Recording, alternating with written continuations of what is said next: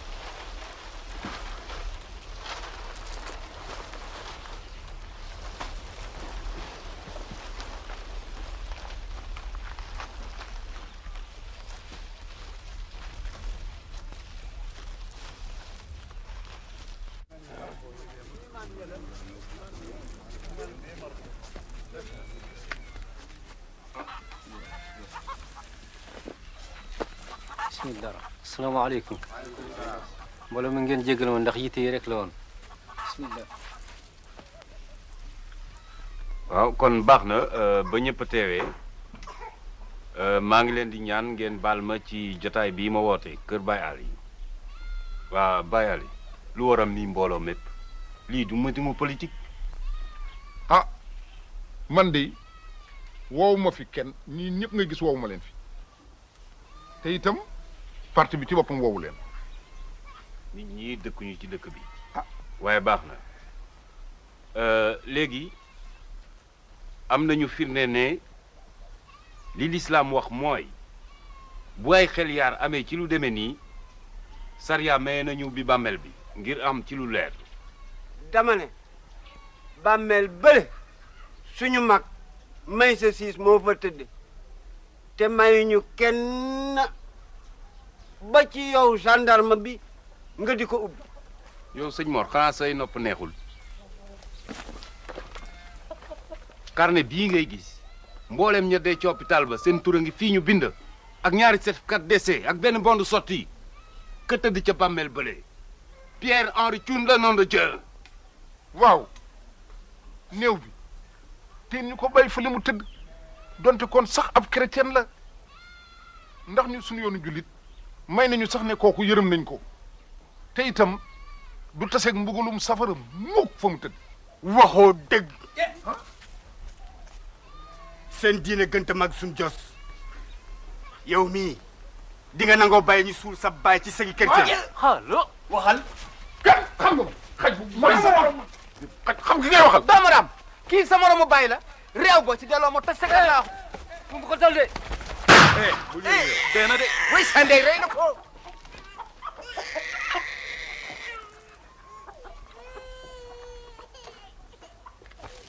xoola doy naa ku jëkk yëkk ci loxom ma def ko ni xëcc laa wax. góoral génn si bi génnal topp leen teen. Abéléon Dibocor Gormak génn leen. Barthélemy sort. Gaston. tu me couvres. bien chef. Barthélemy dépêche-toi. yéen xoola ku jëkk yëngu rek naa la def ni xëcc laa wax.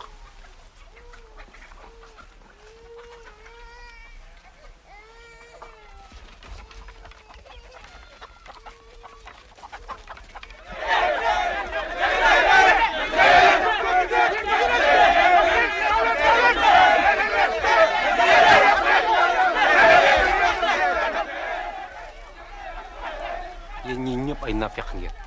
Elimaan yéefar yi bu nu génnul dëkk bi dañ leen rey de gis ngeen kii yéefar yi dañu koo jënd waaye yow doo coo ñu jiite.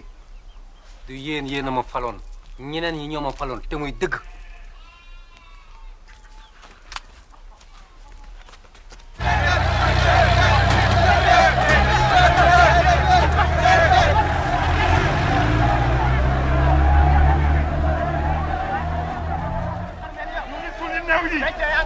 ñu ngi suuli néew chrétien yaa ngi ci armeel yi ñu ngi suli néew yi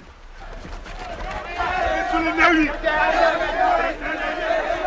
ngi ci armeel yi ñu ngi suli néew yi musiba nga ne chrétien yaa ngi ci armeel yi ñu ngi suli néew yi Baye Ali dañ leen fekk ci armeel yi rey leen ñoom ñëpp acc leen ñu def Eliman chrétien yaa ngi ci armeel yi ñu ngi suli néew yi ñoom Baye Ali sax nga fa bismillah xawla wala xawata Ismaïla léegi nii la amee ñu dem armée yi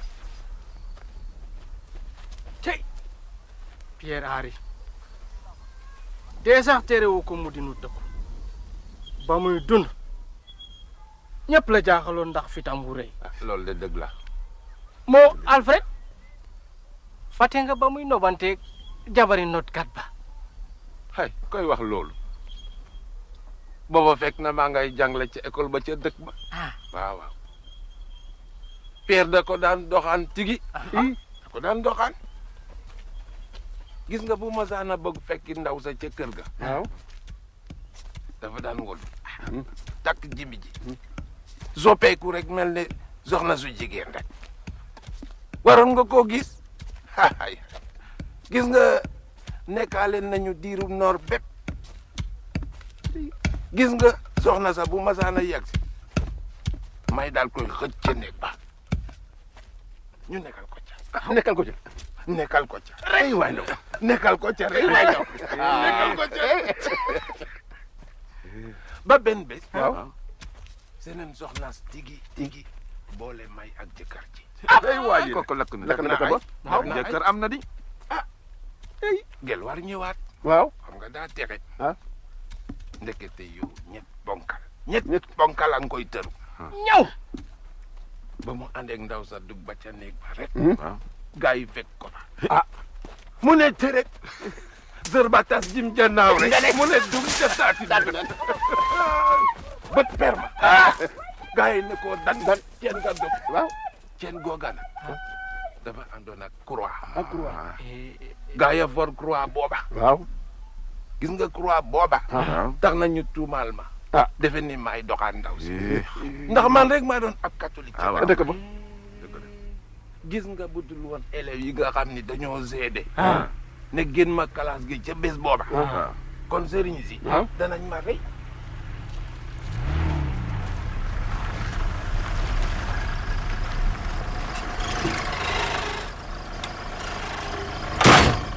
Gaston, tu restes à proximité du carrefour. Hein? Chef.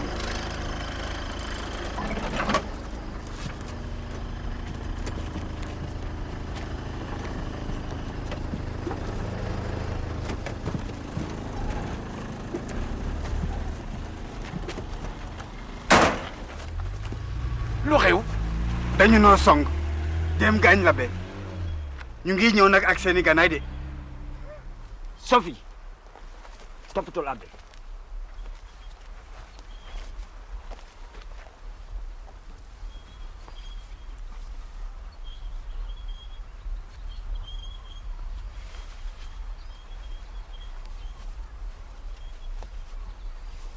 Monsieur le gendarme, vous ne réagissez pas lorsqu'on nous agresse? Moi, je vais porter plainte pour tentative d'assassinat par groupe organisé. Une plainte auprès de votre ambassade, monsieur le Français. Mais ne soyez pas ridicule. Je vous ai sauvé d'une mort certaine. Foutaise. Vous manœuvrez pour coucher les intégristes musulmans dans le lit du pouvoir. Et vous vous empressez de récupérer le corps de votre père pour détaler en France. À propos, savez-vous que chaque année, de jeunes Français viennent pour aider les paysans à rentrer les récoltes?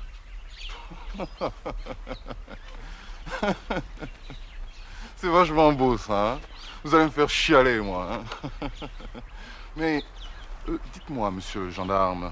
Pas de familiarité. Adjudant-chef-major pour votre gouverne. Ok. Ok. Adjudant-chef-major. Ok.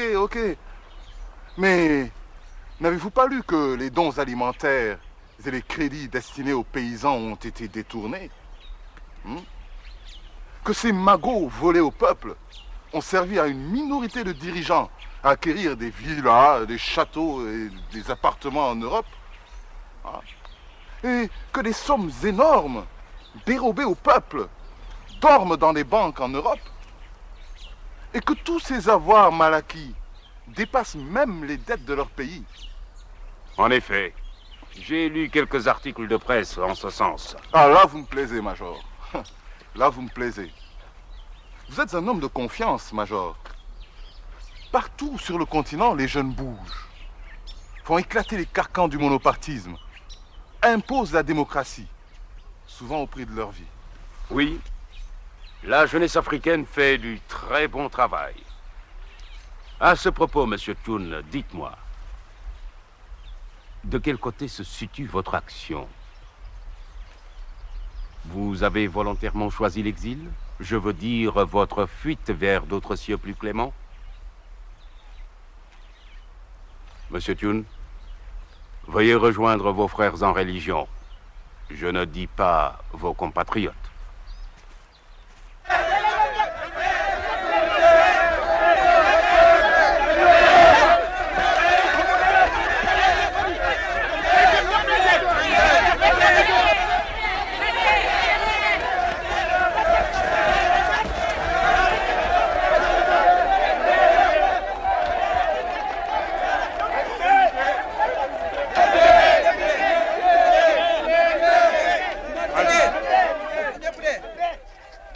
gis nga chrétien yële dañoo ñëw fii ngir bëgg a sobel ak yàq suñu armée lii ca duñu ko nangu. yow Baye Ali leen laa lay wax yow yaay borom dëkk bi lépp lu fi xew yow la yaa chrétien yi yéen a nas lii lépp ma di la xamal ne nag ragaluma sa lawar weer gii. gis nga yow góor a danaa la dàqalu man gendarmerie man ndax ni ngay xoqatali kaw kaw yi xam nañu ko teg itam ni ngeen di laaj ay neexal itam yëg nañu ko. dëgg la saa yu ndéqi jotee walla ngóob yow ndimbal li ngay tuddee loolu compréhension li nga ci laal ñun xam nañu ko gaa yi yéen ndax waxuma dëgg. dama ni seen sëkk yaa ngi nii benn chrétien dugg ci te yow Morsis gis naa la yow yaa xaañ abbé bi te bu porté plainte di nga dugg. man yow laay wax. li am daal moo di député maire bi daa ñëw fii te fii la ñu toog xaar leen ak préfet bi. waa toog leen xaar leen fii député maire beeg préfet bi lu leen neex toog leen fii.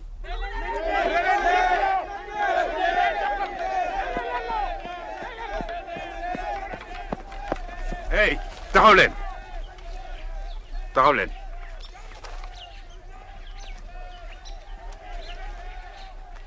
lu tax nanguwuñu ñu sulu suñu néew bi. sëkk yi waru leen ci dugg sëgu jàmbur la. dañuy sonk te yow nga bëgg a ñu xool rek bañ a fayu. waa baax na kenn dootu leen song.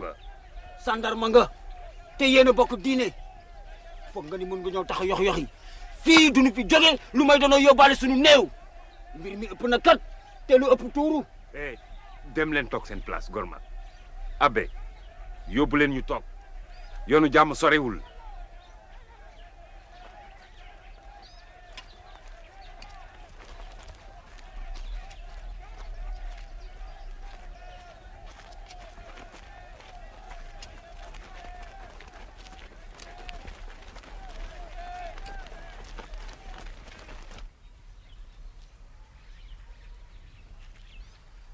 Tiens, Barthélemy, on porte à présent des lunettes. Ben oui. Un insecte m'a piqué. En effet, un médicament africain ferait l'affaire. Je viens de parler à votre mère. Elle craint de rester seule, abandonnée. Abbé, en famille, nous avons parlé avec ma mère. Elle ira vivre à Dakar, avec Sophie. Oh, votre mère ne peut pas vivre avec Sophie. Et vous savez pourquoi? Vous semblez approuver la vie que mène votre sœur. Non, non. Personne n'aime voir sa sœur, sa fille, se prostituer.